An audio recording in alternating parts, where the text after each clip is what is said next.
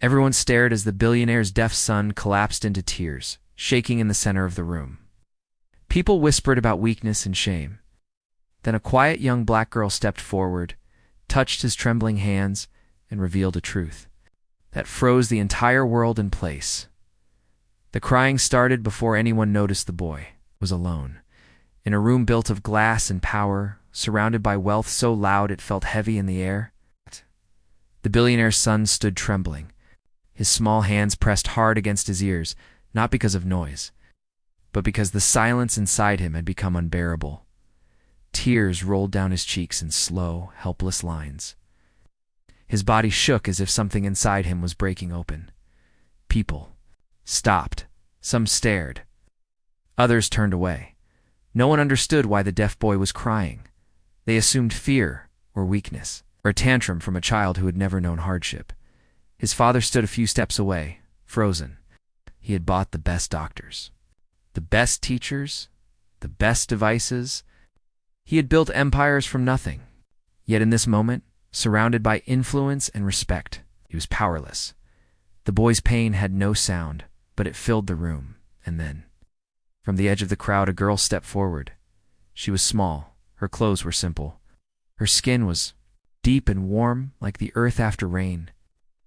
No one noticed her at first, because people like her were often invisible in rooms like this. But she saw the boy, not his tears, not his name, not his father. She saw the truth. Her name was Amara. She did not rush. She did not speak. She walked slowly, calmly, as if the world had taught her patience through pain. Her eyes held something old, something earned. The guards shifted. The room stiffened. A silent question spread. Who is she? But Amara did not look at the men with power. She looked only at the boy who was drowning in silence. When she reached him, she did not touch him right away. She knelt at his level. And for the first time since the crying began, the boy lifted his eyes. His tears slowed, because for the first time that day, someone was not trying to fix him. Someone was trying to understand him. Amara's story did not begin in that room. It began years earlier, in a small apartment where the walls were thin and the nights were long. She had grown up with a mother who worked until her hands cracked and bled, and a father who never came home from a job he took to keep food on the table. The loss came early to Amara, like a shadow that never left her side. She learned silence young, not the silence of peace, but the silence of survival. At school, she was the girl teachers worried about but never truly saw. The girl who flinched at raised voices. The girl who listened more than she spoke. Her younger brother was born deaf. Doctors spoke fast words and made sad faces. They told her mother it would be hard. They told her what he might never do. Amara did not listen to that part.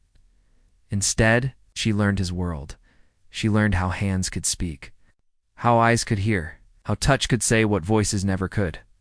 At night, she would sit with her brother, feeling the vibration of his laughter through the floor. Holding his hands as they invented games with gestures and smiles, she learned. That silence was not empty. It was full of meaning. When her brother was taken from her by illness years later, the world went quiet in a way she could not explain. Not empty, heavy, like air before a storm. She carried that silence with her everywhere. It shaped how she walked, how she looked at people. Now she listened to what was never said. Years later, that silence led her into places she never expected. She volunteered at community centers. She helped children who felt unseen. She became fluent in the language of hands and expressions. But more than that, she became fluent in pain. So when she saw the billionaire's son crying, she knew immediately. This was not fear. This was grief. The room around them buzzed with discomfort. Advisors whispered to each other. Guests avoided eye contact. A few people shifted, annoyed by the delay. The boy's father felt every stare like a judgment. He had built his life on control, on solutions, on results. But there was no solution. Here, the boy's tears fell harder now, his breath uneven. His body leaned inward, folding in on itself as if trying to disappear. Amara gently raised her, hands slow, clear, respectful. She signed. The boy froze, His hands trembled as they lifted to meet hers. Their fingers moved together. Not fast, not polished, but honest. His breathing changed. The room did not understand what was happening, but something was changing. The boy's tears did not stop, but they softened. Because Amara was not asking him to be strong. She was asking him to be heard. Inside, the boy's memories collided. The crowded room, the expectations, the constant pressure to be normal, to smile, to perform gratitude for a life he never chose. People loved him loudly but listened poorly. They spoke around him, about him, for him, never with him. Amara's hands told him something no one else had. You are not broken. You are overwhelmed. The truth spilled out through his hands in desperate movements. The words came uneven, heavy with emotion. He had seen a man earlier that day, a worker, a cleaner, someone who looked like Amara's brother would have looked as an adult. The man had been escorted out for standing. That's where he was not supposed to stand. Security had been rough. Too rough. The boy had seen the man's fear, his helplessness. It had unlocked a memory he carried deep inside, of hospitals, of his own helplessness, of his mother crying silently at night when she thought he could not see.